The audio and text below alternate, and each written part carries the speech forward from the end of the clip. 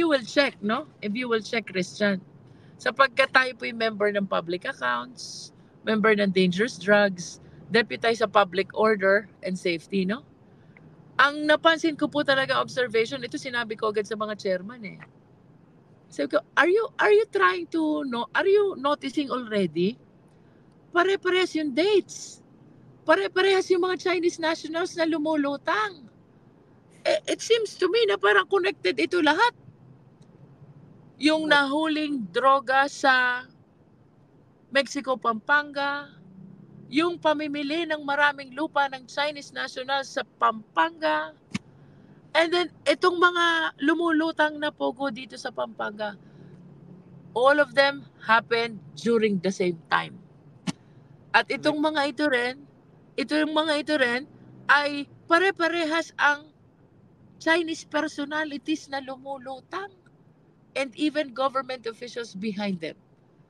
And sobrang nakakalungkot lang na unti-unti parang nagkakaroon kami ng theory na ito bang pangyayaring ito ay produkto ng isang malaking plano. This is what we're trying to discover, Christian, no? Kung anong koneksyon nitong mga pangyayaring ito sa bawat isa. Bakit pare-parehas na Chinese nationals ang nadi-discover namin? Kung sino lumulutang na pangalan sa dangerous drugs, yun din ang lumulutang sa pamimili ng ektaryang lupa dito sa Pampanga, at yun din ang lumulutang ng mga may-ari ng Pogos. When you say time frame, anong time frame po yung na-identify nyo rito? Kung saan halos nagkasabay-sabay lahat po yan?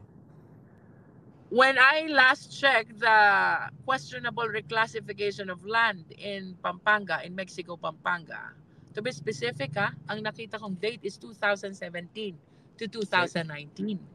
Okay, right after the EO. I am not certain, nagkataon ba to? Ang EO 13 po is 2017. Okay. Mukhang ano yan. Yun ang tinitingnan nyo kung merong big scheme involved. Yes. We're trying to see we're trying to see kung anong connection mayroon ng mga pangyayari ito, kung ito ba'y connected sa bawat isa.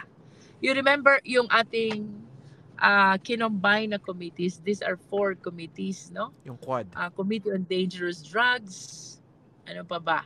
Public Order and Safety, and then we have Public Order and Safety, Public Accounts, and then Human Rights, no?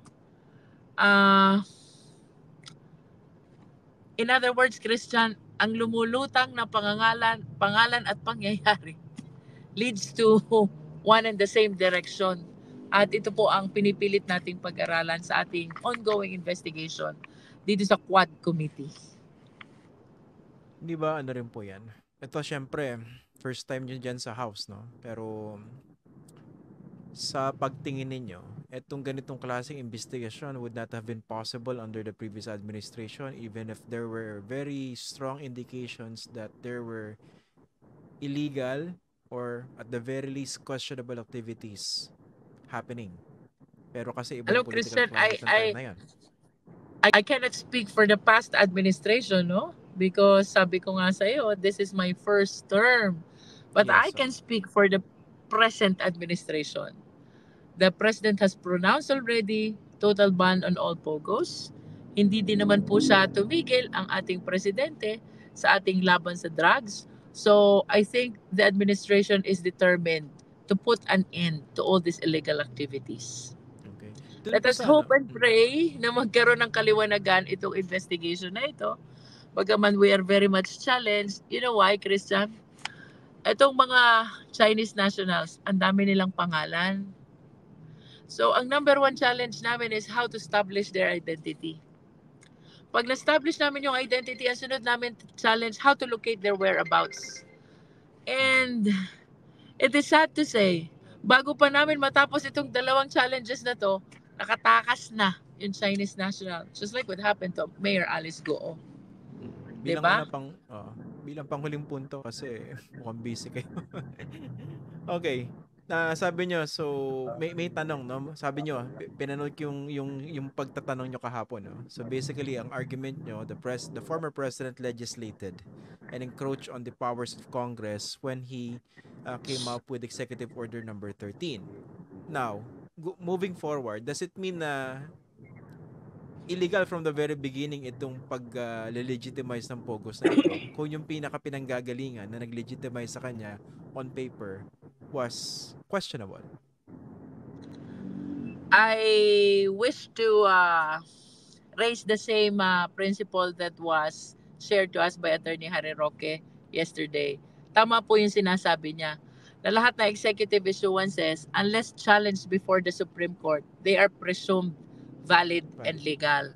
So, ito rin po yung isang challenge ko sapagkat ang aking personal conviction talagang nagkaroon ho ng encroachment sa legislative power when they issued EO number 30. Well, it depends on the administration if they will pursue to question the legality of this EO 13 in the face of the pronouncement of the president to put a total end to all these pogos. Kasi we are inclined, no? We are inclined, Christian, to pass a law that will really put an end to all the pogo operations in the Philippines. So, if that is the direction of the Congress already, I think going to the Supreme Court to seek the declaration of unconstitutionality of EO 13 is already moot and academic. Ba't pa ako pupunta sa Supreme Court para ipa-declare ko siyang moot and academic if we already have this law being passed, being drafted, which will put an end to all the pogo operations in the Philippines. Pero pag ganyan, di ba, ang congresswoman, kailangan din i-amend yung batas na nagbubuwis sa mga pogos. Yes. But the moment we pass a law na nagto-total ban na, pinopronounce na natin, bawal na, magiging moot and academic na rin yung issue ng pagbubuwis sa lahat ng mga pogos. Okay. Tatamaan na rin yan.